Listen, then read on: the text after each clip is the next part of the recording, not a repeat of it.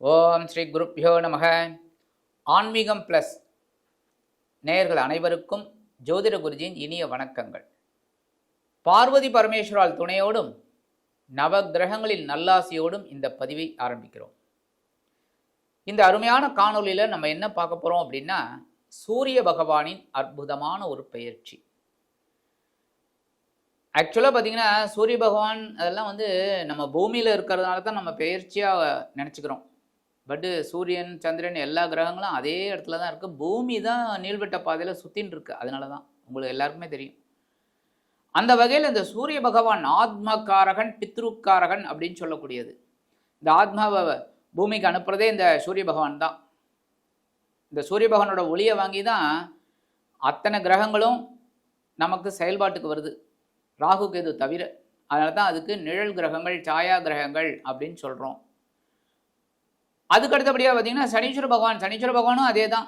அதாவது சூரிய பகவானோட ஒளியை வாங்கிட்டு மெதுவாக போகிறதுனால தான் சனீஸ்வர பகவான் ரொம்ப தூரத்தில் இருக்குது. அந்த வகையில் இந்த ஆத்மகாரகன் பித்ருக்காரகன் 17/9/2025 முதல் 17/10/2025 வரைக்கும் கிட்டத்தட்ட ஒரு மாதம் கன்னி ராசியில் சஞ்சாரம் பண்ண போகிறார். கன்னி ராசி அப்படிங்கும்போதே அது புதனோட வீடு.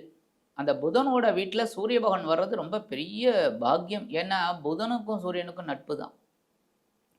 அதனால தான் புதனும் சூரியனும் ஒரு இடத்துல இருந்தது அப்படின்னாலே புதஆதித்ய யோகம்.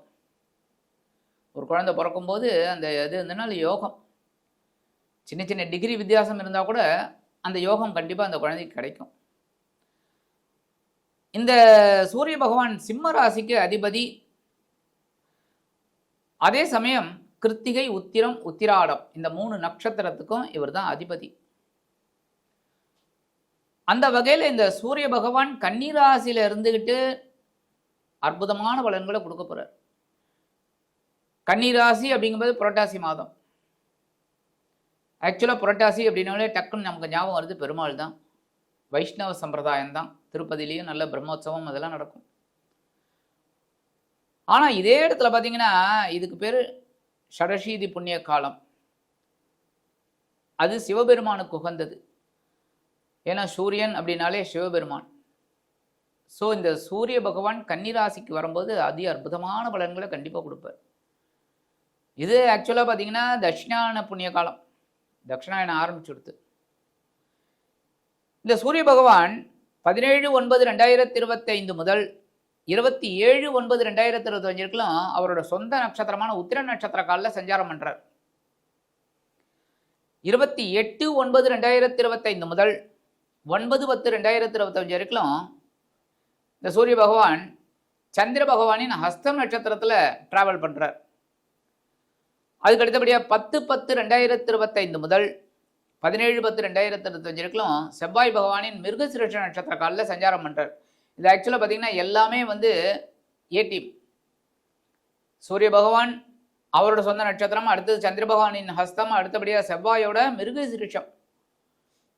இந்த ஒரு மாதம் கன்னி ராசியில் இந்த சூரிய பகவான் சஞ்சாரம் பண்ணி அதி அற்புதமான பலன்களை நமக்கு கொடுக்க போகிறார்.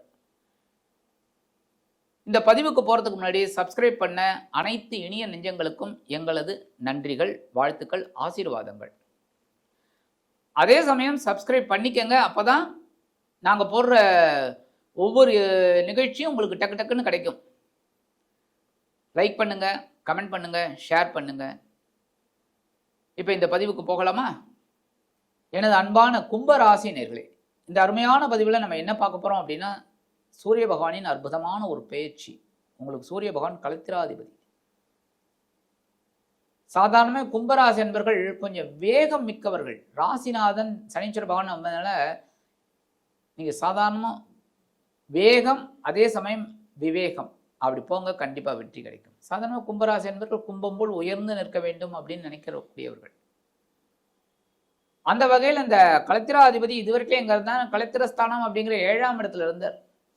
கேதுவுடன் இணைந்து வாழ்க்கை துணையோட உடல் ஆரோக்கியத்தில் குறைபாடுகள், நண்பர்கள் மூலமாக சில தர்க்கங்கள், கூட்டாளிகள் கொஞ்சம் அப்படியே லைட்டாக ஒரு மிஸ் அண்டர்ஸ்டாண்டிங், குடும்பத்தில் சின்ன சின்ன குழப்பங்கள், ஆனாலும் சமாளிக்கிறீங்க. சமாளித்து வந்துட்டீங்க. ஏன்னா கேதுவோட சேர்ந்து இருந்தனால சில விஷயங்கள் உங்களுக்கு அப்படிதான் நடந்திருக்கு. இருந்தாலும் பரவாயில்லை அப்படிங்கிற மாதிரி. ஏன்னா உங்களோட ஜென்மராசியில் ராகு உட்கார்ந்துருந்தா கூட குருவோட பார்வையை வாங்கினாலும் சமாளித்து அப்படியே உருட்டி பிரட்டி வந்துட்டீங்க. அந்த வகையில் இந்த சூரிய பகவான் இப்போ எங்கே வர்றாருன்னா உங்களோட அஷ்டமராசி அப்படிங்கிற 8ஆம் இடத்துக்கு வர்றார். 8ஆம் இடம் அப்படின்னாலும் நம்ம கொஞ்சம் ஜாக்கிரதையாக இருக்க வேண்டிய ஒரு இடம் என்னென்னா நம்ம உணவு கட்டுப்பாடு, உடல் ஆரோக்கியம். சரியா? ஏன்னா சனீஸ்வர பகவானோட 7ஆம் பார்வையும் வாங்கிக்கிறார். அந்த வகையில் ஒரு டென்ஷன் இருக்கக்கூடிய ஒரு வாய்ப்பு. உத்தியோகத்தில் டென்ஷன், வேலை பளு அதிகமாக இருக்கும். அப்பா எனக்கு அதெல்லாம் தெரியாதுப்பா, இந்த வேலையை நீ முடிச்சு கொடுத்துட்டு போ, நீ 10 மணி ஆனாலும் சரி 11 மணி ஆனாலும் சரி, ஐ டோன்ட் கேர், எனக்கு முடிச்சு கொடுத்துட்டு போகணும். அதே டென்ஷன் ஆகும். அதுலேயே சில வேலைகள்லாம் தவறுதலாக பண்ணுறதுக்கு வாய்ப்பு இருக்குது. அப்போ நம்ம திட்டம் போட்டு வேலை செஞ்சோம் அப்படின்னா கண்டிப்பாக வெற்றி கிடைக்கும். இந்த வேலை இப்போ உங்களுக்கு ஒரு டென்ஷன் அப்படிங்கும்போது ஒரு 10 நிமிஷம் உட்காந்து யோசிங்க, இதை எப்படி பண்ணினா நமக்கு முடியும். அவ்வளோதான். கண்டிப்பாக ஒரு சின்ன நூல் கிடைக்கும், அதை பிடிச்சிக்கிட்டு முடிச்சிடுவீங்க. அந்த வகையில் அஷ்டமராசிக்கு வரக்கூடிய சூரிய பகவான் சில பிரச்சனைகளை கொடுப்பார். எதில்? முதல்ல குடும்பத்தில் கொடுப்பார். குடும்பம் அப்படின்னாலே என்ன? தாய், தந்தை, மனைவி, மக்கள், அந்த மாதிரி பிரச்சனை வரும். அதெல்லாம் என்ன பண்ணணும்? பேசி தீர்த்துக்கணும். எதோ தீர்த்துட்டு பேசக்கூடாது. அதனால் பேசிக்கணும். பேசி என்ன பிரச்சனை அப்படின்னாலே வேலை முடிஞ்சிடும். அதுதான் முதல்ல சொன்னேன், உடல் ஆரோக்கியத்தில் கவனமாக இருங்க. அடுத்தது பேசுகிற வார்த்தைகளில் கவனமாக இருங்க. அடுத்தபடியாக வாகன பயணம். நமக்கு தான் வண்டி ஓட்ட தெரியும்னு ஓட்டக்கூடாது. இந்த வீலிங் அது இது எல்லாம் பண்ணக்கூடாது. நல்லபடியாக போயிட்டு நல்லபடியாக வரணும். அதுமாரி வண்டி எடுக்கும்போதே கரெக்டாக எல்லாம் இருக்கா அப்படின்னு ஒரு பார்வை பார்த்துக்கணும். உங்களோட இந்த டாக்குமெண்ட்ஸ் எல்லாமே கரெக்டாக இருக்கா, டெய்லி அதெல்லாம் எடுத்து அழகாக வச்சுக்கிட்டு கிளம்பணும். ஒவ்வொரு விஷயத்துலையும் கேர் எடுத்துக்கணும். முக்கியமாக அக்கம் பக்கத்தினர் எல்லாத்தையுமே நம்ம பேசுகிற வார்த்தைகள் கனிவாக இருக்கணுமே தவிர கடுமையாக இருக்கக்கூடாது. முதல்ல வரக்கூடிய 11 நாட்கள் கண்டிப்பாக வாழ்க்கை துணையோட உடல் ஆரோக்கியத்தில் கவனமாக இருக்கணும். ஏன்னா களத்திராதிபதி சூரிய பகவானின் நட்சத்திர சாரமான சொந்த நட்சத்திர சாரமான உத்திரம நட்சத்திர காலில் டிராவல் பண்ணுறாரு. வாழ்க்கை துணைக்கு ஒரு சின்ன மருத்துவ செலவுகள் வரத்துக்கு வாய்ப்பு இருக்குது. அதனால் கவனமாக இருக்கணும். அதேமாதிரி நண்பர்கள், படிக்கிற குழந்தைகள் நல்லா கூர்ந்து படிக்கணும், நல்லா கவனமாக படிக்கணும். இந்த மொபைல் ஃபோன் அது இது எல்லாத்தையும் கொஞ்ச நாளைக்கு ஓரம் கட்டிடணும். கட்டிட்டு படிக்கிறதுல கான்சன்ட்ரேஷன் வைக்கணும். அறிவுபூர்வமாக சிந்திச்சிங்க அப்படின்னா கண்டிப்பாக வெற்றி கிடைக்கும். அதேமாதிரி தொழில் வியாபாரத்தில் இருக்கிறவாலும் சரி, தொழில் அப்படின்னாலே கண்டிப்பாக முதல்ல ஒரு அமைதியான ஒரு போக்கை கடைப்பிடித்தால் தான் வெற்றி கிடைக்கும். தொழிலில் பரபரப்பு இருக்கணுமே தவிர, சுறுசுறுப்பு இருக்கணுமே தவிர, வேகம் இருக்கணுமே தவிர விவேகம் கண்டிப்பாக வேணும். அப்போ தான் தொழிலில் நம்ம வீரநடை போட முடியும். ஸோ முதல் 11 நாட்கள் எல்லா விஷயத்தையும் கவனமாக இருக்கணும்.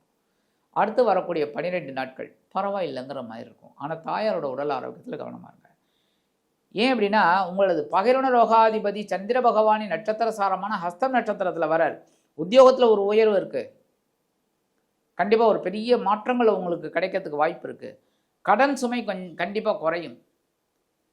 உடல் ஆரோக்கியம் பரவாயில்லைங்கிற மாதிரி ஒரு காரியத்தில் போயிட்டுருப்பீங்க. ஆனால் தாயாரோட உடல் ஆரோக்கியத்தில் கொஞ்சம் கவனம் எடுத்துக்கிறது நல்லது. அதேமாதிரி தாய் வழி உறவினர்கள். அடுத்து வரக்கூடிய 8 நாட்கள் பரவாயில்லைங்கிற மாதிரி இருக்கும்.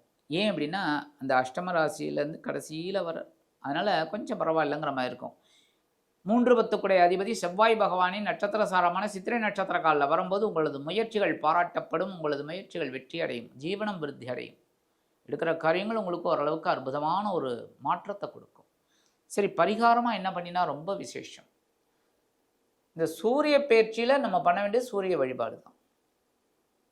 அடுத்தபடியாக சூரிய பகவான் காயத்ரி 11 தடவை சொல்லுங்கள். தினந்தோறும் சொல்கிறது ஒன்றும் பெரிய இது கிடைக்காது, ரொம்ப நேரம் ஆகிடாது. தினந்தோறும் ஒரு 11 தடவை சூரிய பகவான் காயத்ரி சொல்லுங்க. சூரிய வழிபாடு, ஆத்ம பிரதட்சணம், இது மட்டும் பண்ணுங்கள். கண்டிப்பாக ஒரு வெற்றி கிடைக்கும்.